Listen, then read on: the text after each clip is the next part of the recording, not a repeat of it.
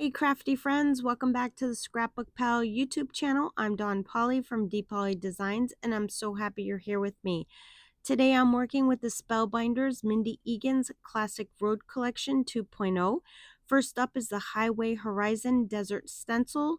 This is a 5-piece stencil set that creates a bold desert landscape complete with horizon lines, cactuses, a road, and a glowing sun.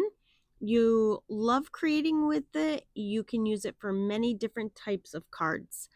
Next up is the Road Trip Adventure Stamp and Die Set, featuring travel-inspired phrases, icons, and labels that are ideal for road trip themes and celebrations. And finally, we have the Mindy Eggen Sedan Street Cruiser die set. This is a 16-piece die set. You get everything you need to build a classic vintage style sedan, and I can't wait to show you how easy it is to put together. So let's get started. The first thing I'm going to do is create my background. I'm using a slightly bigger piece of cardstock so that I can dab my excess ink off on it, and I'll just trim it down later.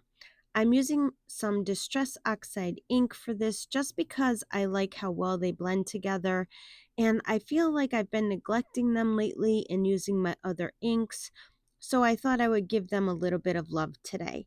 I'm also using my Alt New sticky mat to hold the stencil in place along with a magnet, but you can also use pixie spray as well. My road for my road, I'm using some hickory smoke, and I'm just adding a very light coating to the paper. The color will lighten up when it dries as well. And look at how beautiful that looks when you peel it up. I line up the second stencil and then I take some sticky notes and I cover up where the desert sand would be because I don't want any yellow to get in that area where I'm coloring in the sun because they're just so close together. I'm using some Distress Oxide ink, fossilized amber, and I put a dark amount at the bottom of the sun, and then I brush a lot of that color off on a scrap piece of paper because I only want a very light amount at the top of the sun. Then when I'm done with that, I take that sticky note off the desert part of the stencil and then I cover up the sun because I don't want any brown of the desert to get on the sun. Now for this part, I did use some Distress Oxide ink gathered twigs, but I put it on my brush and then it sounds crazy, but I brushed it all off. I wanted a very light coating so it looked more like a sand color. So basically I used what ink was left on the brush. I really didn't even need to add any additional ink. I just wanted to make sure it was a brown color on the brush before I started putting it down. And look at how this scene is already building so fast. I love how it turned out. I lined up the third stencil, and this is going to add the mountains. Your mountains could be any color you want them to be. I chose Distress Oxide ink, dried marigold, for my background color. This is the light color you would put down. For the next layer of the mountains, I chose Distress Oxide ink tea dye. I thought these two colors worked very well together to create a wonderful desert scene. I'm not sure if these are sand piles or rocks, but I chose to make them brown and I chose to go dark brown with them. To me, the colors work whatever they are. What do you think when you look at the whole scene? You can leave a comment below if you know what they are and if you think the colors work together or not. I like helpful comments. And for the final stencil, I'm using Distress Oxide ink, tumbled glass, for the sky. This is my favorite color ink to use for my sky.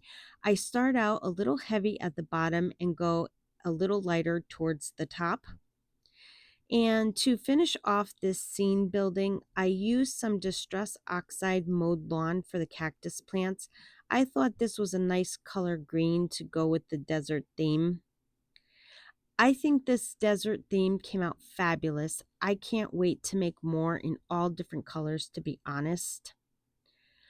I trimmed the scene down to 4¼ by 5½, and then I decided to use this large tunnel die, and I die cut it from a piece of white cardstock, and I'm going to put it over the desert scene for an added interest to the card.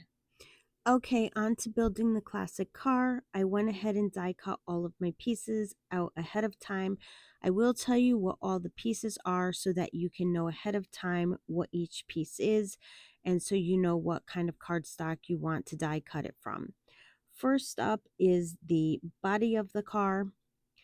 Then you have the roof of the car. Then you have the bumper, front grille of the car. There are two pieces. These are the tire pieces. You have the steering wheel, the undercarriage pieces, the headlights, the detail pieces, the side bumper, the rear view mirror and side mirror, and the muffler and the tail wing. And that's it. I'm going to just do a little bit of ink blending around the car just to add some dimension. You don't have to do this if you don't want to. I did. I used some Pink Fresh Studio Tidal Pond and I just added some really quick ink to it just to make it kind of stand out a little bit more. Okay, now let's start to assemble the car. First, I put the little door handle on the car so I don't lose it because it is such a small piece. Next, I put a little bit of glue on the rear view mirror, and then I found it easiest to place the car on top of the mirror where I want it to go, but you could definitely use your fingers to add it behind it as well. Here I'm adding the roof, but before you do this, add your steering wheel. I forgot to do this and I had to go back and add it, or you can save your roof until the very end. This way you know that everything else has been done first. So I just wanted to point out my mistake so you don't make the same mistake as me. Here I'm going to add the front tire pieces, then I'll add the back tire piece and then the last front tire piece. And that's how quick the tires go on. Now you have your white wall pieces that get put on all three tires and they go on super quick as well. Once those are on, you have the final piece of the tire, which is the silver rims, which go in the center of the white wall pieces. And just like that, the tires are done. Look at how fast it comes together, and so far it looks so great. I just love this car.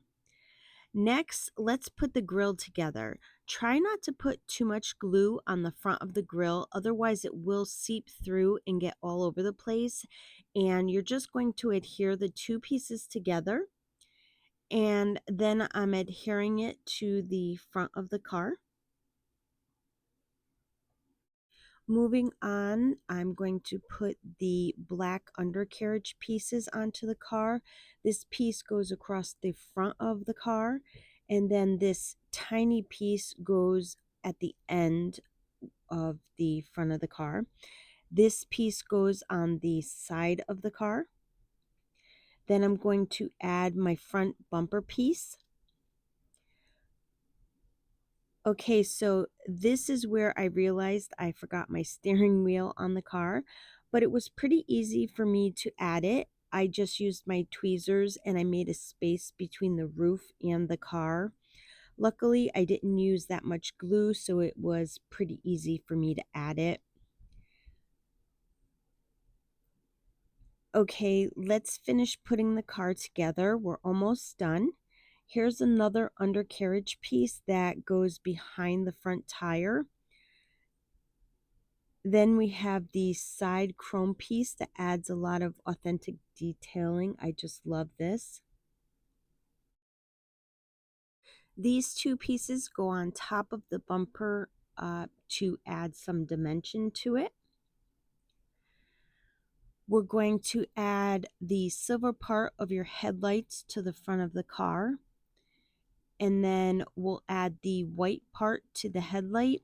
Now, you can make them yellow if you want. It's totally up to you. They don't have to be white. And then I add a little glue to the side view mirror and I stick it on the inside of the car. Then there's this tiny little accent piece like a tailgate or something. I add a little bit of glue to the left side and I adhere that to the back of the car.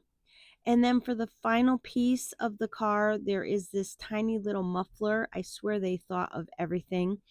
I put a little bit of glue on it and adhere it to the back of the car at the bottom. And that's going to complete this car. I can't believe how awesome this car turned out. I just love it. There's so much detail to it. It came out absolutely beautiful. Okay, let's finish this card up. I adhere my frame to the front of my card. Then I adhere the entire card front to an A2 sized white card base. And then I use the Road Trip Adventure stamp for the sentiment. And while I did have the die set to cut out the sentiment, I did keep it a square, but you could certainly use the die to cut it out. And that's going to complete my card for today. I want to thank you for joining me today on the Scrapbook Pal YouTube channel. I'd love for you to leave a comment below and let me know what you think of the card. Don't forget to subscribe to the Scrapbook Pals channel and follow them on their other social media platforms so you never miss out on any upcoming releases and all the amazing inspiration. Also, be sure to check out their website for all the new releases and tons of creative goodies. As always, thank you so much for spending your time with me today, and I hope you have yourself a wonderful day.